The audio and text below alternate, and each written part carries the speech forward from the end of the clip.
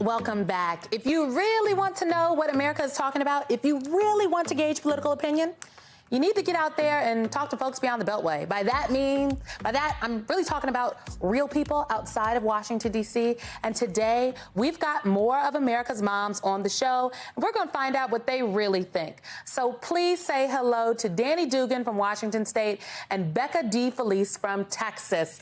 Greetings to you both. Okay, we have been talking a lot about how hard it is to be a woman right now, with abortion rights under fire and all that jazz. But frankly, as mothers, I think the reversal of Roe v. Wade is very particular because it could affect all of your children, daughters and your sons. So show of hands, are any of you worried about the reproductive rights of your children?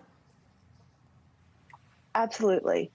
Absolutely. Absolutely. So, okay. Go ahead. Yes. Come on. Yes. What specifically?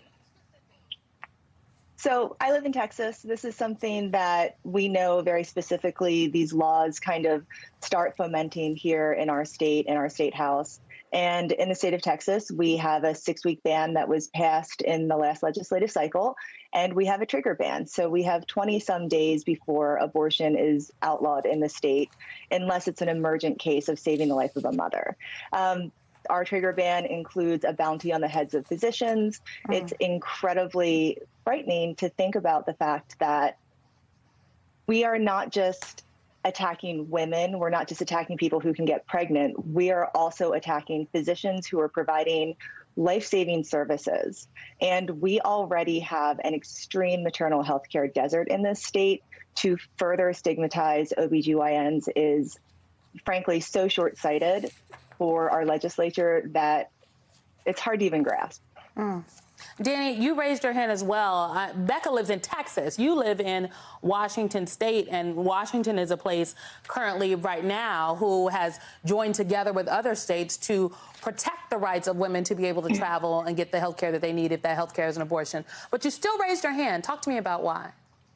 Of course. Hi, Simone. Thanks for having us, and thanks for giving us all the platform to really connect in this way. So I got the call to join you for this conversation, or I got the email on Tuesday, and I was like, I'm going to talk about abortion? Like this, my grandparents don't even know this happened to me, right? And I just knew I had to come on here and do it because it's been something that I've had so much shame for over the course of my life. Right now, I'm calling you from, I love it how we're like the suburban moms. I'm in the suburbs of Seattle.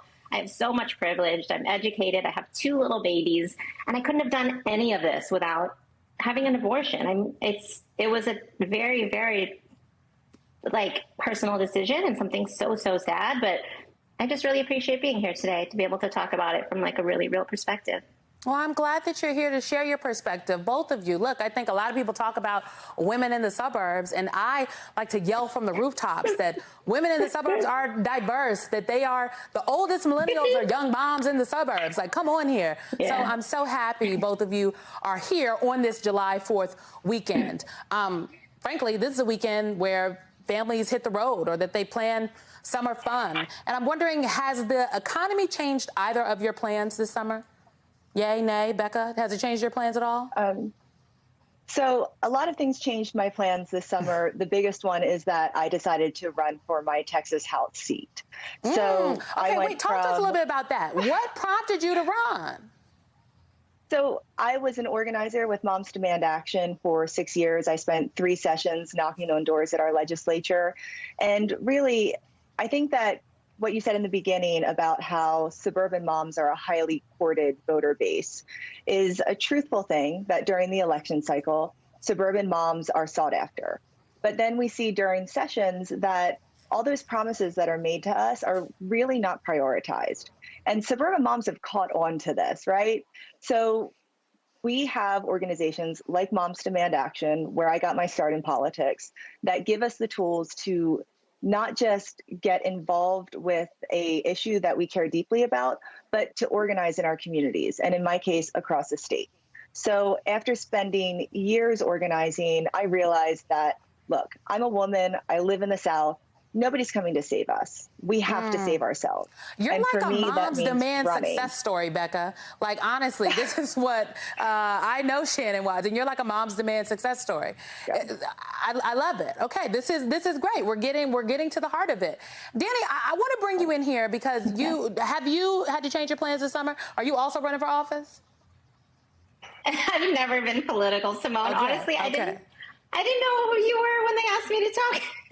But I thought, you know what? It's an opportunity for someone who's not a politician, not in the media, not a journalist, to just talk about what abortion is, right? And what women's rights are, and not just women's rights, but rights for everybody, right? This has to do with healthcare. This has to do with people in the LGBT community.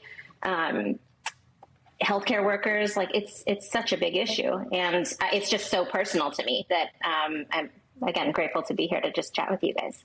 Oh, Danny, Becca, thank you both for being here. Thank you for sharing your insights and really breaking it down for folks at home. I appreciate your time.